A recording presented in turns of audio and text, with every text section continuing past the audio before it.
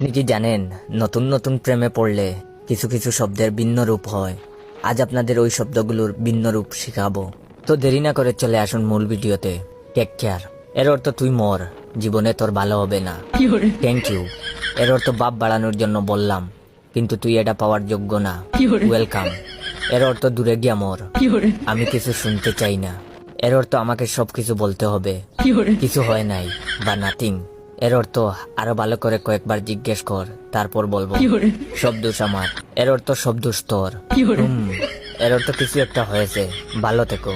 এর অর্থ আমাকে যেতে দিও না, যাও তো, ভালো লাগছে না কিছু। এর অর্থ মানে তোমাকে যেতে বলিনি, বলবা যাব না আমি, তোমার সব কথা শুনবো এখন। আই হেট ইউ এর অর্থ আমি তোমাকে ভালোবাসি। কি হয়েছে? কিছু না। এর অর্থ অনেক কিছু। যাক, পরের দিন আরো কিছু শব্দের ভিন্ন রূপ শেখাবো। আজ এখানেই ক্লাস শেষ। আর হ্যাঁ, ক্লাস থেকে কিছু শিক্ষা গ্রহণ করলে অবশ্যই বাইরের ভিডিওতে কপি লিঙ্ক করবেন আর আপনার বন্ধুদের মেনশন করে এই শব্দগুলোর অর্থ শিখিয়ে দিবেন। ধন্যবাদ।